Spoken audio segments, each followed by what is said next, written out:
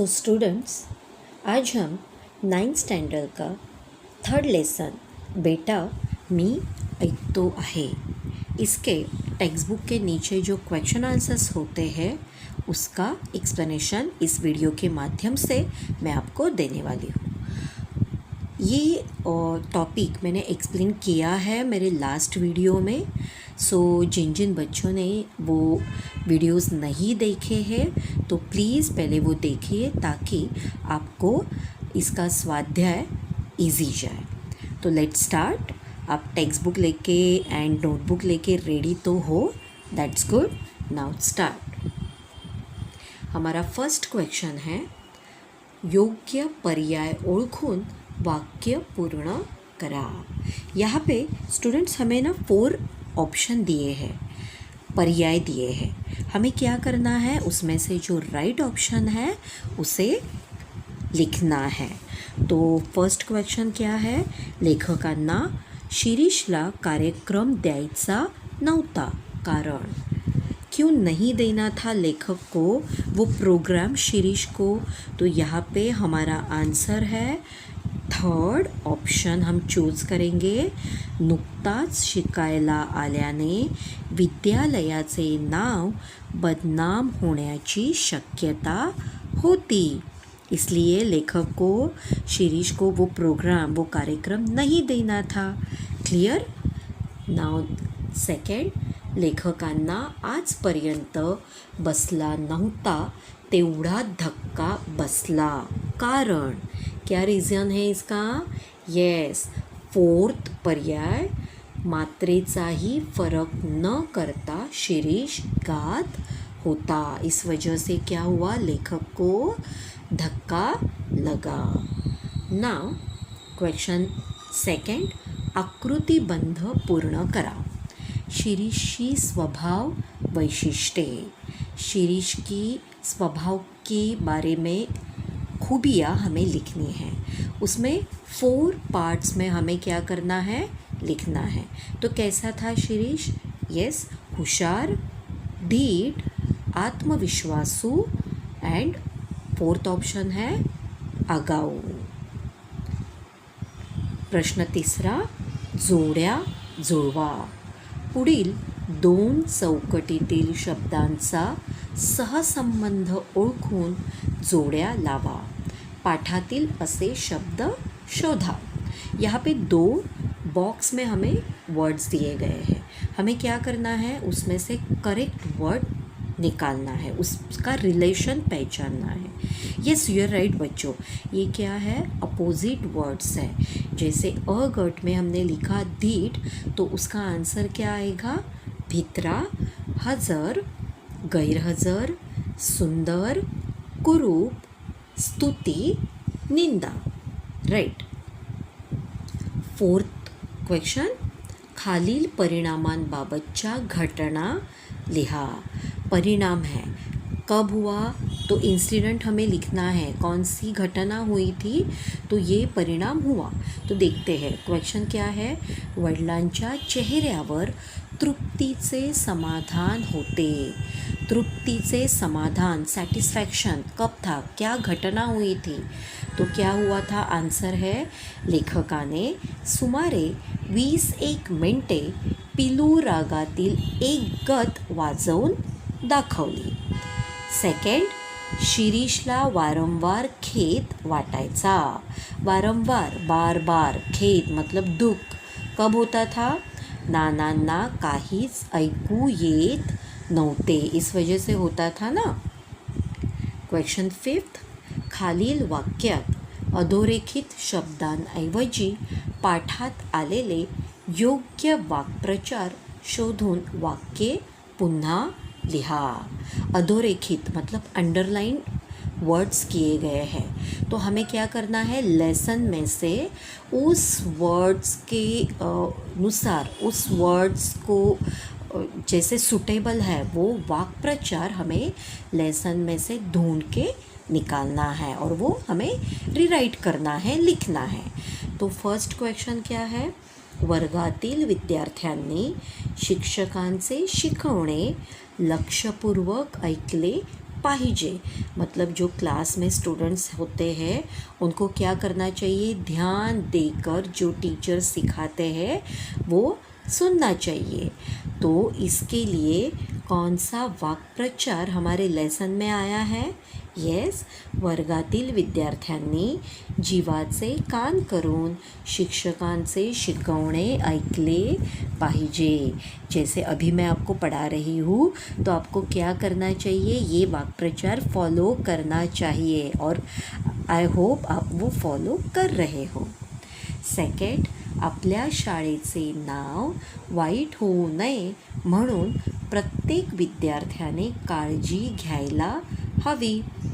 तो इसके लिए कौन सा वाक्प्रचार आया है? आपल्या शाळेचे नाव खराब होऊ नये म्हणून प्रत्येक विद्यार्थ्याने काळजी घ्यायला हवी। थर्ड, उत्तम वादनाने लेखकाचे शिरीषबाबतचे मत चांगले झाले। मत चांगले झाले ये अंडरलाइन है, अधोरेखित वर्ड्स है। तो उसके लिए कौन सा वाक्प्रचार आया है लेसन में? उत्तम वादनाने लेखकाचा शिरीषबाबतचा चांगला ग्रह झाला। Very good. नाउ नेक्स्ट हमारा 6 क्वेश्चन है जो है खालील शब्द व त्यांचे अर्थ, वर्ड्स है और उसके मीनिंग्स है। तो हमें क्या करना है, उसको मैच करना है, उसकी जोड़ी लगानी है। कोलाहल, इसके लिए राइट आंसर क्या है? ब गट में से यस, गोंधळ, मतलब जो साउंड होता है, आवाज़ रहता है, राइट। अगतिक, गरजू, नीड। तरेवाई, विचित्र। मुसाफिर, प्रवासी, ट्रैवलर। उद्युक्त, प्रेरित। Very good. सो नाउ हमारा 7th क्वेश्चन स्वमत है।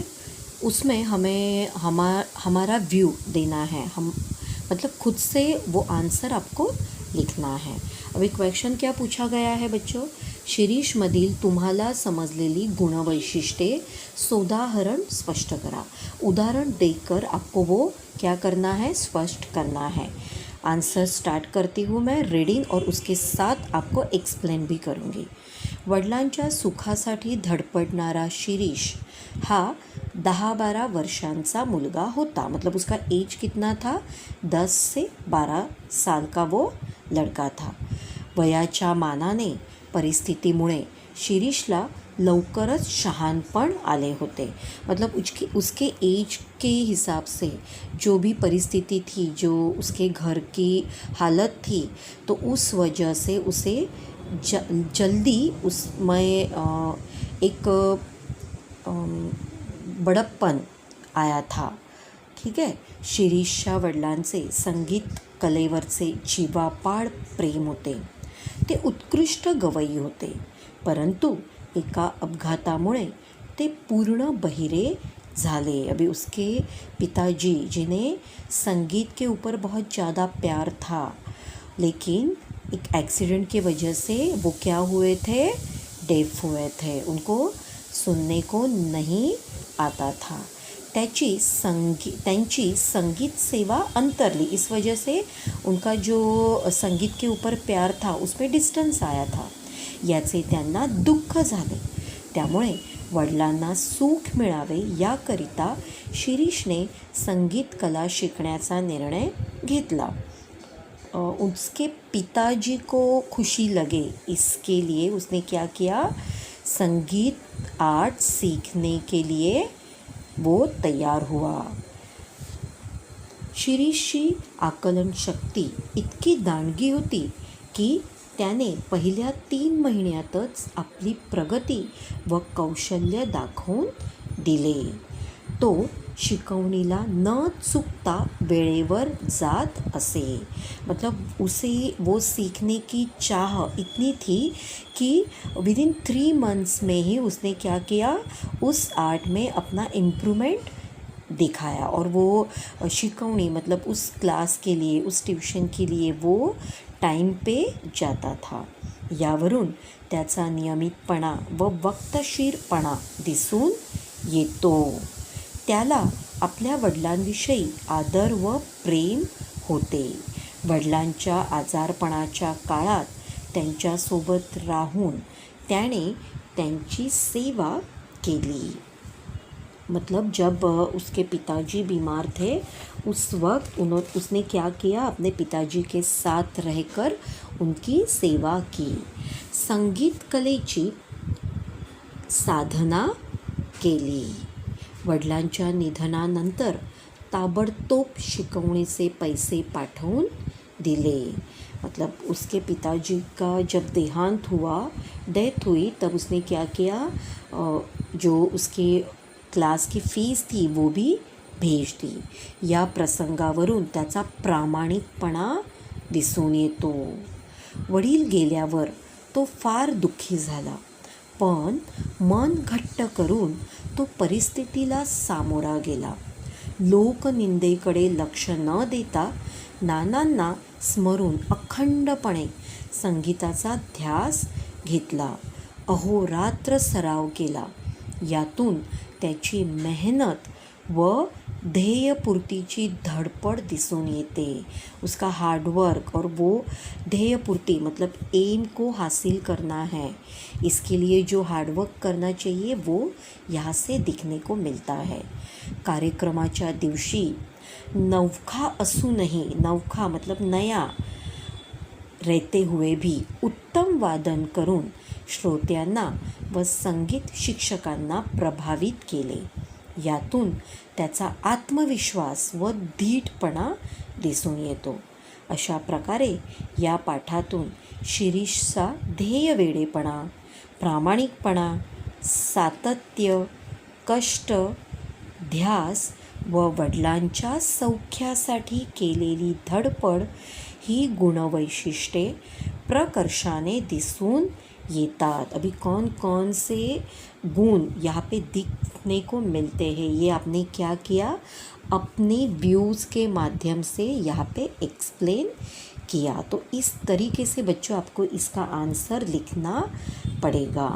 नाउ हमारा सेकंड क्वेश्चन जो है वो है, शिरीषची भूमिका तुम्हाला कोणता संदेश देते, हे तुमच्या शब्दात लिहा. अभी इसमें आपके वर्ड्स में आपको लिखना है कि शिरीष की भूमिका मतलब शिरीष का ये जो रोल है वो आपको क्या सिखाते हैं, क्या संदेश देते हैं. जैसे मैं हमेशा आपको कहती हूँ कि हमारे जो लेसन है उसमें से हमें कुछ ना कुछ सीख मिलती है. तो बच्चों हमें इस लेसन में से क्या सीखना है, शिरीष हमें क्या सिखाता है. तो चलो पढ़ते हैं इसका आंसर. शिरीष हा 10-12 वर्षांचा मुलगा. त्याचे वडील एकेकाळी उत्कृष्ट गवई होते, पण एका जबर अपघातामुळे ते पूर्णपणे बहिरे झाले. बहिरेपणामुळे त्यांची संगीत सेवा अंतरली. इसका एक्सप्लेनेशन बच्चों मैंने आपको फर्स्ट आंसर में दिया है कि शिरीष ये 10-12 साल का लड़का है और उसके पिताजी जो है वो एक उत्कृष्ट फेमस गवई संगीतकार में मतलब गाना गाने वाले थे. लेकिन एक एक्सीडेंट की वजह से वो क्या हुए, डेफ हो गए और उनकी जो आर्ट है, संगीत कला है, उसमें उनको डिस्टेंस हुआ. शिरीषने संगीत शिकून त्यात प्रावीण्य मिळवावे अशी त्यांची तीव्र इच्छा होती. वडिलांच्या सौख्यासाठी शिरीषने अखंडपणे संगीत कलेची साधना केली. क्यों सीखा उसने संगीत, क्योंकि उसके पिताजी को उसमें से क्या मिलता था, सौख्य, सुख. वडिलांच्या निधनानंतरही लोकनिंदेची पर्वा न करता त्या कठीण परिस्थितीतही त्याने आपले ध्येय गाठले. मतलब लोक निंदा, लोग क्या कहेंगे, इसकी परवाह उसने नहीं की और उस कठिन कंडीशन में, उस कठिन परिस्थिति में भी उसने क्या किया, अपना एम साध्य किया. शिरीषच्या या खंबीर भूमिकेतून मतलब शिरीष ने ये जो स्ट्रॉन्ग रोल यहाँ पे निभाया है, आपल्याला असा संदेश मिळतो. अभी हमें क्या सीखने को मिलता है, क्या संदेश मिलता है की आपणही आपल्या जीवनात कितीही मोठी संकटे आली तरी न डगमगता धैर्याने परिस्थितीशी सामना केला पाहिजे. मतलब अगर कुछ भी कंडीशन हुई, कौन सी भी परिस्थिति हमारे सामने आई, तो भी हमें क्या करना है, उस कंडीशन में स्ट्रॉन्ग रहकर खड़े होना है. कष्टाने सातत्याने आपल्या ध्येयाचा पुरावा केला पाहिजे. कष्टाने हार्डवर्क करके रेगुलरली हमें क्या करना है, हमारा जो एम है उसका पुरावा उसका फॉलो करना चाहिए. ध्येयपूर्तीसाठी धडपड केली पाहिजे. जो भी एम है उसके लिए हमें क्या करना चाहिए, हार्डवर्क करना चाहिए. तो यही सीख हमें इस लेसन के माध्यम से मिलती है कि अपने पेरेंट्स जो इतना कष्ट करके हमें सिखाते हैं, तो वो भी कुछ ना कुछ एम रखते हैं कि मेरा बेटा या मेरी बेटी आगे चल के ये काम करे, इसीलिए तो वो हार्डवर्क करते हैं ना. तो जिस तरीके से शिरीष ने अपने पिताजी की इच्छा पूरी की, उसी तरीके से बच्चों आपको अपने पेरेंट्स की इच्छा पूरी करनी है.